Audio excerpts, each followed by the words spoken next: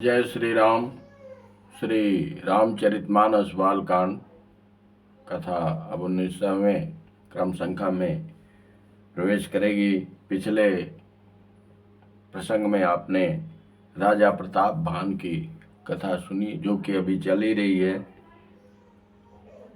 और राजा प्रताप भान का चरित्र बड़ा पावन है, परंतु भावी बस और कुछ अधिक और पाने के लालसा में वे भुलाकर और उसी कपट मुनि के संगत में पड़ गए, जिससे उनका सब कुछ नष्ट हुआ। एवमस्तु कहि कपट मुनि बोला कुटिल बहोरी, मिलब हमार भुलाव निज कहु तह मई न खोरी। एवमस्तु ऐसा ही हो कहकर वह कुटिल कपट मुनि फिर बोला, किंतु तुम मेरे मिलने का तथा अपने राह भूल जाने की बात किसी से कहना नहीं। यदि कह दोगे तो हमारा दोष नहीं। यानी राजा को मना कर दिया कि जो विंध्याचल गंभीर जंगल में भटक गए थे, भूल गए थे, उसको कहना नहीं। ऐसा क्यों कहा कहना नहीं कि कह देंगे तो लोग कहेंगे नहीं भैया ऐसा कोई नहीं, वहाँ साधु है और वो तो ऐसे है, वो कुछ लोग तो जानते ही होंगे इसको, तो मना कर दिया। ताते मैं तो ही वर जाऊं राजा, कहे कथा तव परम यकाजा। छठे श्रवण यह परत कहानी, नास तुम्हार सत्य मम बानी। हे राजन, मैं तुमको इसलिए मना करता हूँ कि इस प्रसंग को कहने से तुम्हारी बड़ी हानि होगी। छठे कान में यह बात पढ़ते ही तुम्हारा नाश हो जाएगा। मेरा यह वचन सत्य है, ऐसा डरा दिया कि 2 कान मेरे हो गए, 2 तुम्हारे हो गए और 1 कान तो किसी को होता नहीं। तो अगर ये 6वें कान में बात पहुंचेगी तो तुम्हारा नाश हो जाएगा। यह प्रगटे अथवा द्विज सापा, नाश तोर सुनु भानु प्रतापा। आन उपाय निधन तव नाही, जौ हरिहर को पहि मन माही। सत्यनाथ पद गहि निप भाखा, द्विज गुर कोप कहूँ को राखा। राखई गुरु जो कोप विधाता, गुरु विरोध नहीं को जग त्राता। जो न चलब हम कहे तुम्हारे, हो नाश नहीं सोच हमारे। एक ही डर डर पत मन मोरा, प्रभु मही देव श्राप अति घोरा। हो ही विप्र बस कवन विधि, कहु कृपा करि सो। तुम तज दीन दयाल निज, हेतु न देखौ को। यह हे प्रताप भान सुनो, इस बात के प्रकट करने से अथवा ब्राह्मणों के शाप से तुम्हारा नाश होगा, और किसी उपाय से चाहे ब्रह्मा और शंकर भी मन में क्रोध करें तुम्हारी मृत्यु नहीं होगी। ऐसा वो कपट मुनि बोल रहा है, जो कि पहले पूर्व समय में राजा प्रताप भान ने उससे युद्ध करके उसका राज्य छीन लिया था और घर न जाकर वो जंगल में कपट मुनि के वेश में बसने लगा। राजा ने मुनि के चरण पकड़कर कहा, हे स्वामी, सत्य है ब्राह्मण और गुरु के क्रोध से कहिए कौन रक्षा कर सकता है। यदि ब्रह्मा भी क्रोध करे तो गुरु बचा लेते हैं, पर गुरु से विरोध करने पर जगत में कोई भी बचाने वाला नहीं है, क्योंकि राजा उसको पहचान नहीं रहे हैं और वो कपट मुनि राजा को अच्छी तरह पहचान रहा है। यदि मैं आपके कथन के अनुसार नहीं चलूंगा तो भले ही मेरा नाश हो जाए, मुझे इसकी चिंता नहीं है। मेरा मन तो हे प्रभु केवल एक ही डर से डर रहा है कि ब्राह्मणों का श्राप बड़ा भयानक होता है। वे ब्राह्मण किस प्रकार से बस में हो सकते हैं, कृपा करके वह भी बतलाइए।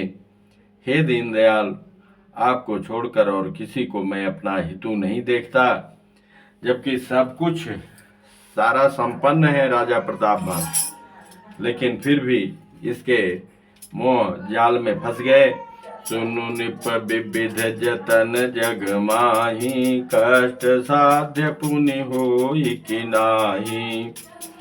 आहई एक अति सुगम उपाय, तहाँ परंतु एक कठिनाई। मम आधीन जुगुति निप सोई, मोर जाब तब नगर न होई। आज लगे अरु जब ते भयऊ, काहू के गृह ग्राम न गयऊ।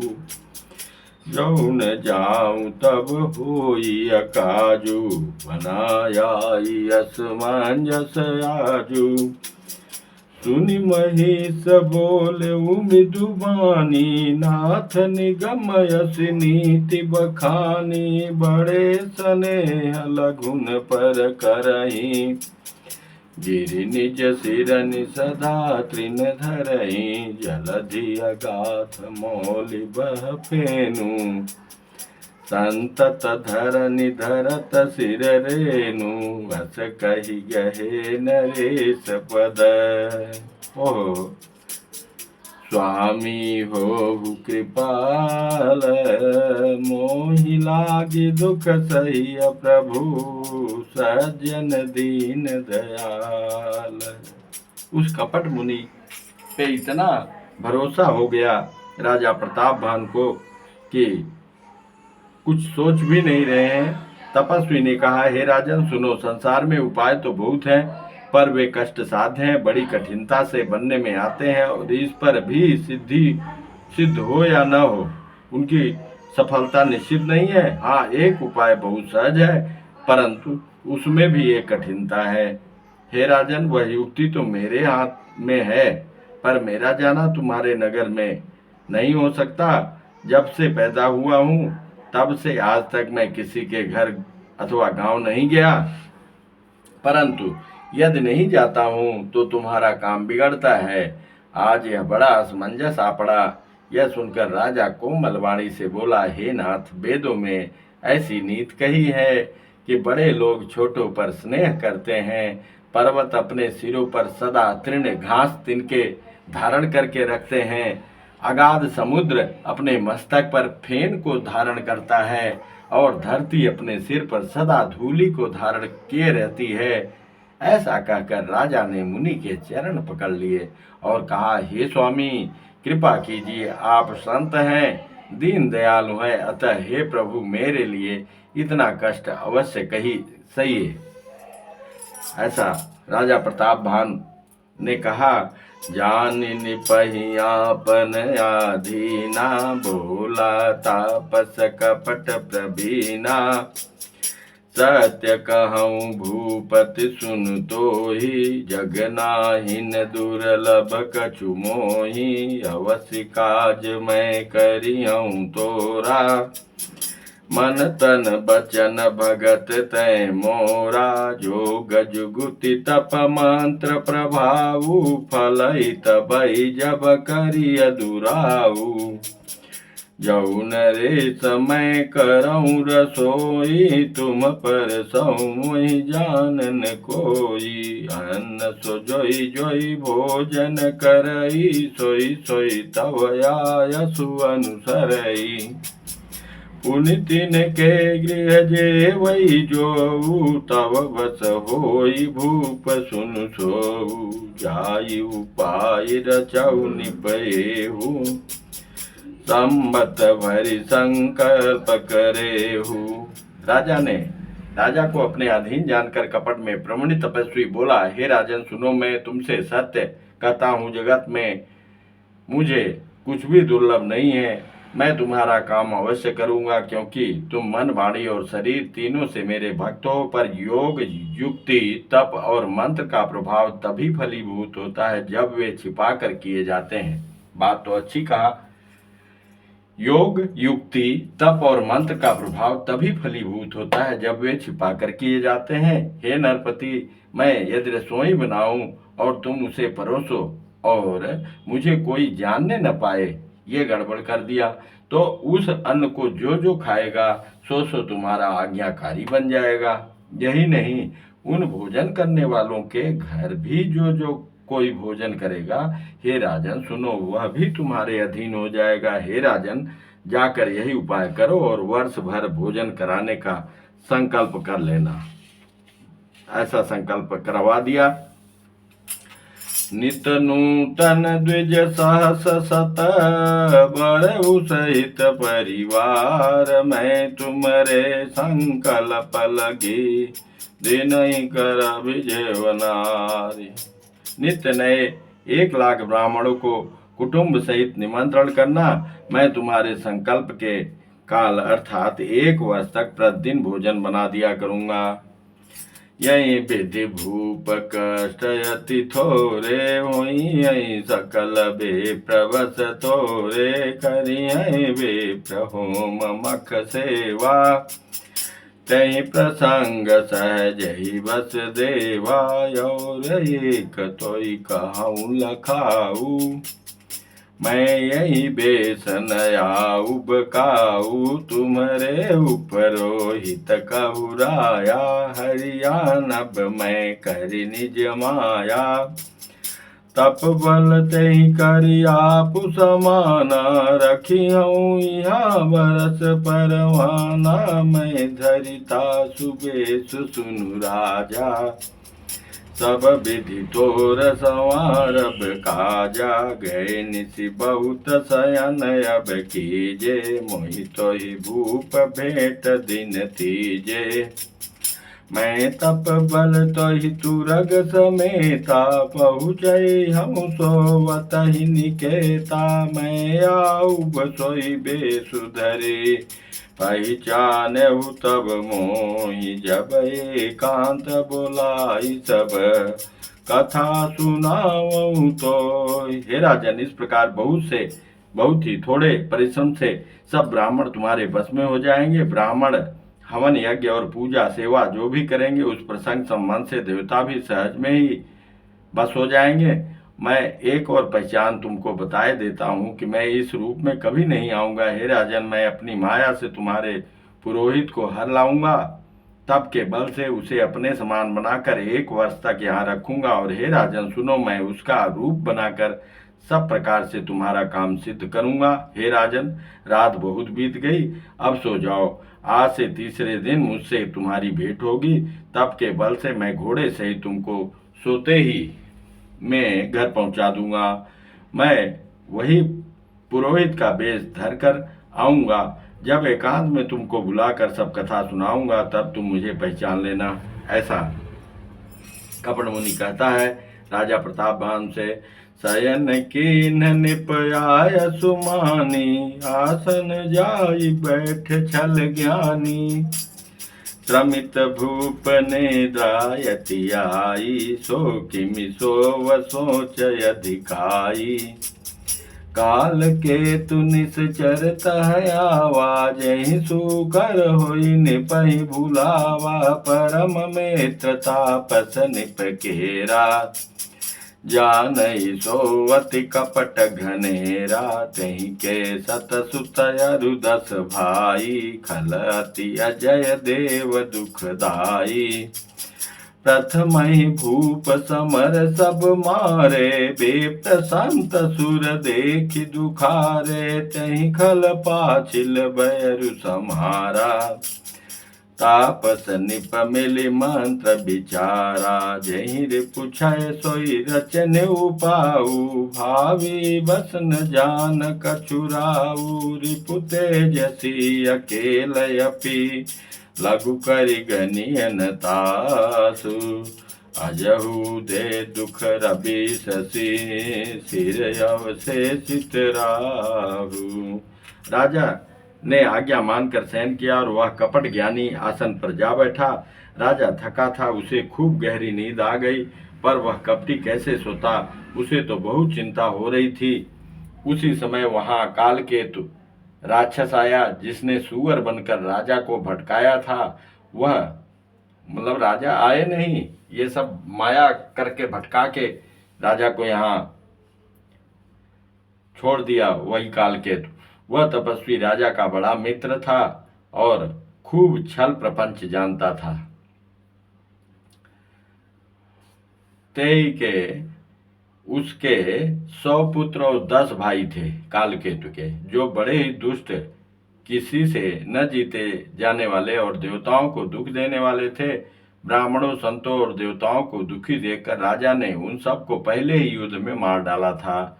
उस दुष्ट ने पिछला बैर याद करके तपस्वी राजा से मिलकर, वही तपस्वी जो कपट मुनि है वो भी राजा था, उससे भी युद्ध करके सब राज्य छीन लिया था राजा प्रतापवान ने। दोनों ये दुष्ट मिलकर सलाह विचार कर षड्यंत्र किया और जिस प्रकार शत्रु का नाश हो वही उपाय रचा। भावी वश राजा प्रतापवान कुछ भी न समझ सका। तेजस्वी शत्रु अकेला भी हो तो भी उसे छोटा नहीं समझना चाहिए। जिसका सिर मात्र बचा था वह राहु आज तक सूर्य चंद्रमा को दुख देता है। तापस निप निज सखई निहारी, हरस मिलहु उठि भयउ सुखारी। नेत्र ही कही सब कथा सुनाई, जातु धान बोला सुख पाई। अब साधु रिपु सुनऊ नरेसा, जो तुम कीन मोर उपदेशा। परिहरि सोच रहु तुम सोई, बिनु औषध बियाद विधि खोई। तपस्वी राजा अपने मित्र को देखकर प्रसन्न होकर उठकर मिला और सुखी हुआ। उसने मित्र को सब कथा कह सुनाई और तब राक्षस आनंदित होकर बोला, हे राजन सुनो, अब तुमने मेरे कहने के अनुसार इतना काम कर लिया तो अब मैंने शत्रु को काबू में कर ही लिया है। समझो, तुम अब चिंता त्याग कर सो जाओ। विधाता ने बिना दवा के ही रोग दूर कर दिया। अब ये तो राक्षस ऐसा बोल रहा है, कुल समेत रिपुमूल बहाई। चौथे दिवस मिलब मैं आई, तापस निपहि बहुत परितोषी। चला महाकपटी अति रोषी, भानु प्रतापहि बाजी समेता। पहुँचाए छन माज निकेता, निपहि नारी पहि शयन कराई। है गृह बाध शिवाजी बनाई, राजा के उपरोहित ही। हरि लय गयो बहोर, लय राक्षस गिर खोह महु। माया करि मति भोर। कुल सहित शत्रु को जड़ मूल से उखाड़ कर बहाकर आज से चौथे दिन मैं तुमसे आ मिलूंगा। इस प्रकार तपस्वी राजा को खूब दिलासा देकर वह महामायावी और अत्यंत क्रोधी राक्षस चला। उसने भानु प्रताप राजा को घोड़े सहित क्षण भर में घर पहुंचा दिया। राजा को रानी के पास सुलाकर घोड़े को अच्छी तरह गुलचाल में बांध दिया। फिर वह राजा के पुरोहित को उठा ले आया और माया से उसकी बुद्धि को भ्रम में डालकर उसे उसने पहाड़ की खो में ला रखा।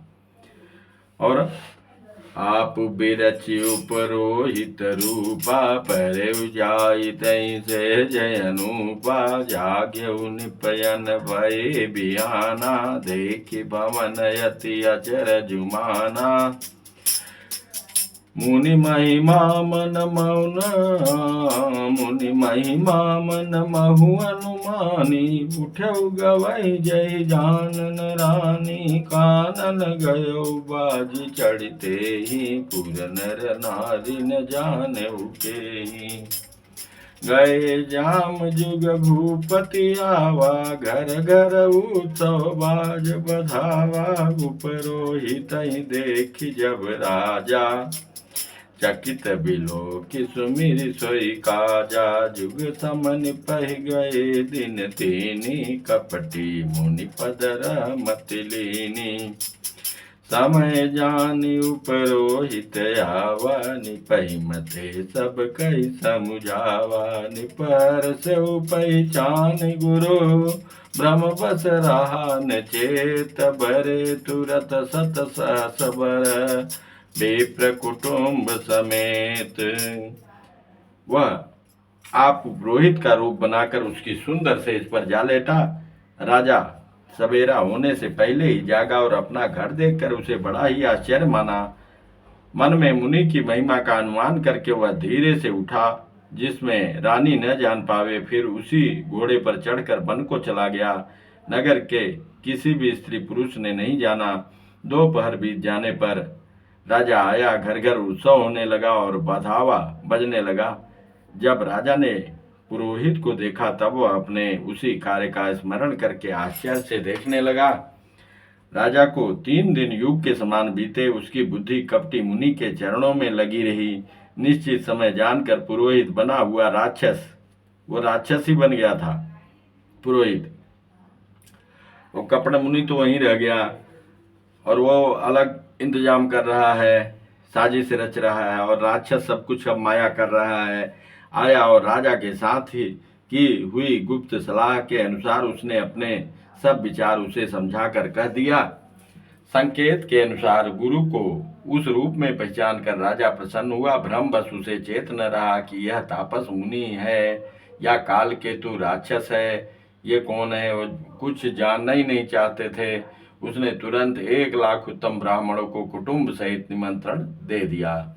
उपरोहित जेवनार बनाई, चरस 4 विध जस सुति गाई। माया मैं तह की निरसोई, व्यंजन बहुगन सकई न कोई। बेबिथ मृगन कर आमिष राधा, तहि महु बेप्रमा सुखल साधा। भोजन कहु सब बेप्र बुलाए, पद पखारी सादर बैठाए। परसन जब लाग महिपाला, भय आकाश वाणी तहि काला। बेप्र वृंद उठ उठ गृह जाऊ, है बड़ी हानि अन्न जनि खाऊ। भयउ रसोई भूसुर मासु, सब द्विज उठे मान विश्वासु। भूप विकल मति मोह बिलानी, भावी वसन आव मुख बानी। बोले विप्र सकोप तब, नहीं कछु कीन विचार। जाई निशाचर होहु निप, मूढ़ सहित परिवार। ऐसा श्राप दे दिया। उपरोहित ने 6 रस और 4 प्रकार के भोजन, जैसा कि वेद में वर्णन है, बनाए। उसी मायावी रसोई राक्षस ने रसोई तैयार की और इतने व्यंजन बनाए कि जिसे कोई गिन नहीं सकता। अनेक प्रकार के पशुओं का मांस पकाया और उसमें उस दुष्ट ने ब्राह्मणों का मांस मिला दिया। उस राक्षस ने सब ब्राह्मणों को भोजन के लिए बुलाया और चरण धोकर आदर सहित बैठाया। ज्यों ही राजा परोसने लगा, उसी समय काल केतु कृत आकाशवाणी हुई। हे ब्राह्मणों, उठ उठकर अपने घर चले जाओ। यह अन्न मत खाओ, इसके खाने में बड़ी हानि है। रसोई में ब्राह्मणों का मांस बना है। आकाशवाणी का विश्वास मानकर सब ब्राह्मण उठ खड़े हुए। राजा व्याकुल हो गया, परंतु उसकी बुद्धि मोह में भूली हुई थी। होनहार बस उसके मुंह से एक बात भी न निकली। होना क्या था, हो क्या गया, वो कुछ हक्का बक्का रह गया। राजा बोल ही नहीं पाया। अगर चिल्ला चिल्ला के बोल उठता तब भी बच जाता, लेकिन कुछ भी नहीं बोला। तब ब्राह्मण क्रोध सहित बोल उठे। उन्होंने कुछ भी विचार नहीं किया। ब्राह्मणों ने, अरे मूर्ख राजा, तू जाकर परिवार सहित राक्षस हो जा। छत्र बंधु तय विप्र बुलाई, घाले लिए सहित समुदाय। ईश्वर राखा धर्म हमारा, जय हसि तय समेत परिवारा। सम्मत मध्य नाश तव हो, जलदाता न रहि कुल को। निपसु निशाप विकल यति त्रासा, भय बहुरी बर गिराय कासा। बेप्रभु श्राप विचारिन दीना, नहीं अपराध भूप कछु कीना। चकित बेप्र सब सुनि न भवानी, भूप गयौ जहाँ भोजन खानी, तह नयसन नहीं बेप्र सुवारा, फिर उराऊ मन सोचय पारा, सब प्रसंग मई सुरन सुनाई, त्रसित पर अवनीय कुलाई। भूपति भावे मिटई नहीं, यद्यपि न दूषण तोर, यद्यपि न दूषण तोर, किए अन्यथा होई नहीं, विप्र शापयति घोर। रे नीच क्षत्रि, तूने तो परिवार सहित ब्राह्मणों को बुलाकर उन्हें नष्ट करना चाहा था। ईश्वर ने हमारे धर्म की रक्षा की, अब तू परिवार सहित नष्ट होगा। 1 वर्ष के भीतर तेरा नाश हो जाए, तेरे कुल में कोई पानी देने वाला न रहेगा। साफ सुनकर राजा भय के मारे अत्यंत व्याकुल हो गए। उठा, फिर सुंदर आकाशवाणी हुई, हे ब्राह्मणों, तुमने विचार कर श्राप नहीं दिया। राजा ने कुछ भी अपराध नहीं किया। आकाशवाणी सुनकर सब ब्राह्मण चकित हो गए। तब राजा वहां गया जहां भोजन बना था। देखा तो वहां न भोजन था, न रसोइया था, न ब्राह्मण बना हुआ कपटी वो राक्षस था। तब राजा मन में अपार चिंता करता हुआ लौटा। उसने ब्राह्मणों को सब वृतांत सुनाया और बड़ा ही भयभीत और व्याकुल होकर वह पृथ्वी पर गिर पड़ा। हे राजन, यद्यपि तुम्हारा दोष नहीं है तो भी होनहार नहीं मिटता। ब्राह्मणों का शाप बहुत ही भयानक होता है, यह किसी तरह भी टाले नहीं टल सकता। और कुछ ब्राह्मण श्राप देकर चले ही गए थे, लौट गए थे भूखे पेट, और कुछ रह गए थे तो उन्होंने ऐसा समझाया राजा को। होना क्या था हो क्या गया, अस्त कही सब मई देव सिधाए, समाचार पुर लोगन पाए। सोचहि दूषण दे वही दे, विरचत हंस काग की जेहि, उपरोहि तहि भवन पहुँचाई। असुर ताप सही खबरि जनाई, तै खल जहता पत्र पठाए, सज सज सेन भूप सब धाये। घेरन नगर निशान बजाई, विविध भांति नित होई लड़ाई। जूझे सकल सुभट करि करनी, बंधु समेत पर निप धरनी।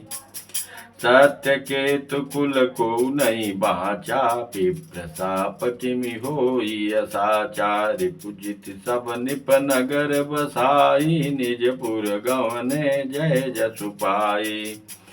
भरद्वाज सुनु जाहि जब, होई विधाता वाम। धूरि मेरु सम जनक जम, ताहि ब्याल समुदाम।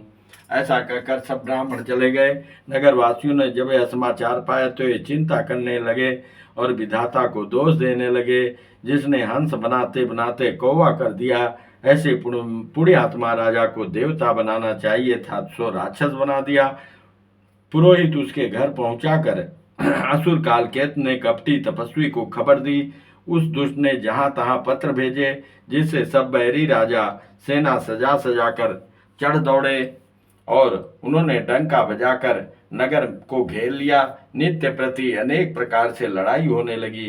प्रताप भान के सब योद्धा सूरवीरों की करनी करके रण में जूझ मरे।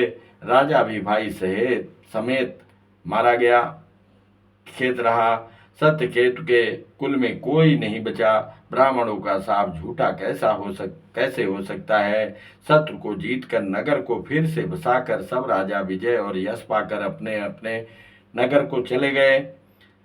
याज्ञवल्क्य जी कहते हैं, हे भरद्वाज सुनो, विधाता जब जिसके विपरीत होते हैं तब उसके लिए धूल सुमेर पर्वत के समान भारी और कुचल डालने वाली पिता यम के समान, काल रूप और रस्सी सांप के समान काट खाने वाली हो जाती है।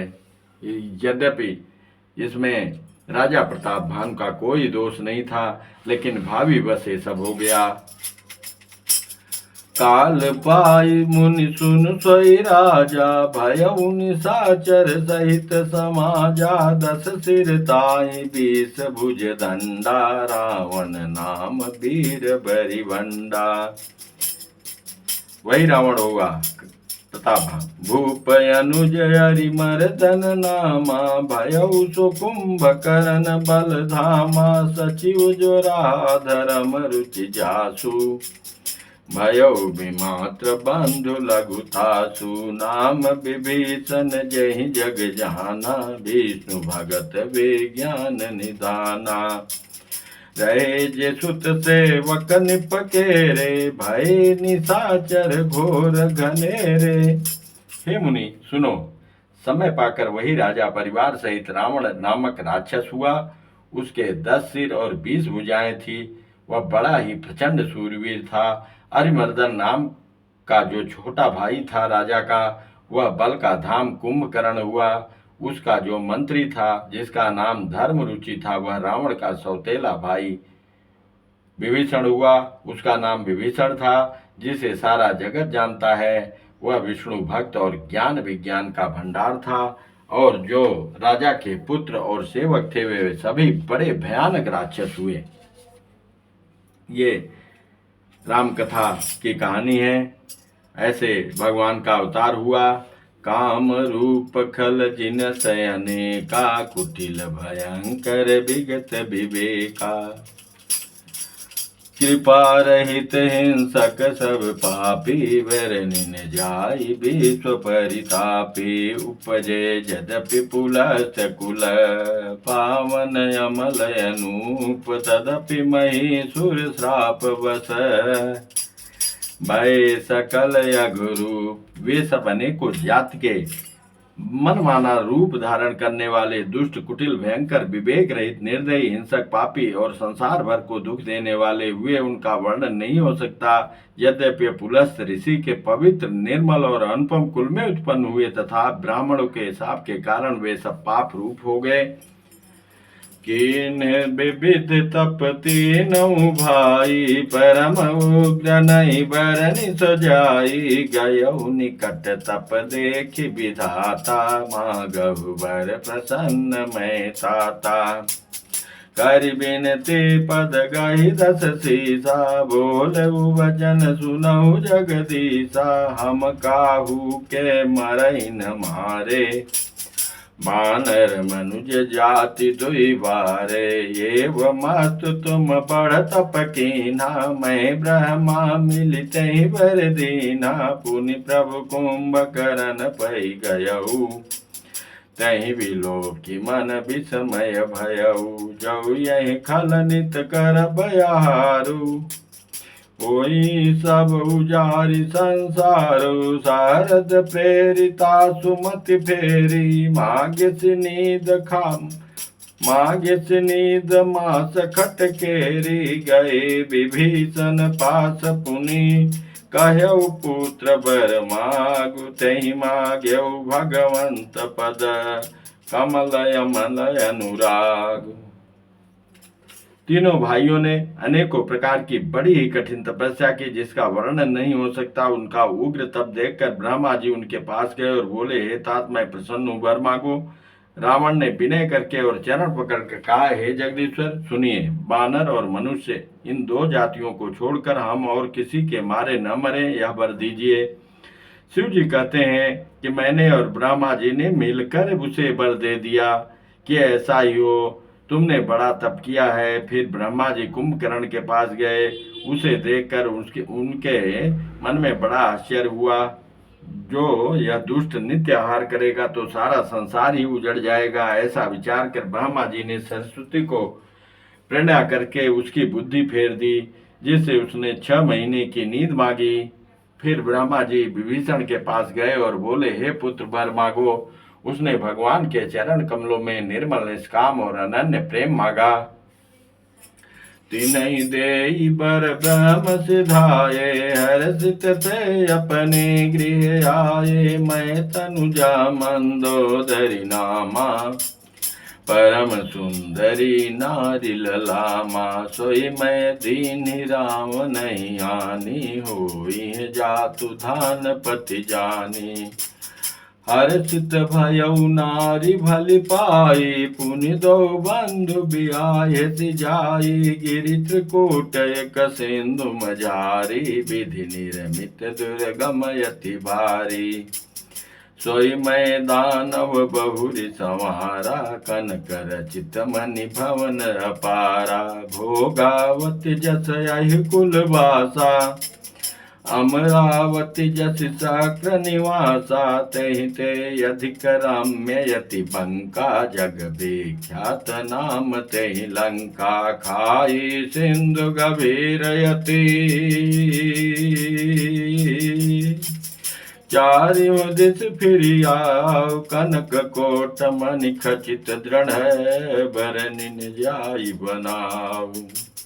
हरि प्रेरित जय कलप जोई, जातु धान पति होई। सूर प्रतापी अतुल बल, दल समेत बस सोई। अब उनको वर देकर ब्रह्मा जी चले गए और वे तीनों भाई हर्षित होकर अपने घर लौट आए। मैं दानव की मंदोदरी नाम की कन्या परम सुंदरी और स्त्रियों में शिरोमणि थी। मैंने उसे लाकर रावण को दिया। उसने जान लिया कि यह राक्षसों का राजा होगा। अच्छी स्त्री पाकर रावण प्रसन्न हुआ। फिर उसने जाकर दोनों भाइयों का विवाह कर दिया। समुद्र के बीच में त्रिकूट नामक पर्वत पर ब्रह्मा का बनाया हुआ एक बड़ा भारी किला था। महान मायावी और निपुण कारीगर मैं दानव ने उसको फिर से सजा दिया। उसमें मणियों से जड़े हुए सोने के अनगिनत महल थे। जैसे नागकुल के रहने की पाताल लोक में भोगावतीपुरी है और इंद्र के रहने वाली जो स्वर्ग लोक में अमरावतीपुरी है, उनसे भी अधिक सुंदर और बांका वह दुर्ग था। जगत में उसका नाम लंका प्रसिद्ध हुआ। उसे चारों ओर से समुद्र की अत्यंत गहरी खाई घेरे हुए है। उस दुर्ग के मणियों से जड़ा हुआ सोने का मजबूत परकोटा है, जिसकी कारीगरी का वर्णन नहीं किया जा सकता। भगवान की प्रेरणा से जिस कल्प में जो राक्षसों का राजा रावण होता है, वही सूर प्रतापी अतुलित बलवान अपनी सेना सहित उस पुरी में बसता है। शेष कथा अगले क्रम में। बोलिए श्यापति रामचंद्र की जय। पवन सुत हनुमान की जय। उमापति महादेव की जय। श्री बांके बिहारी लाल की जय। जय जय श्री राधे। जय श्री राधे।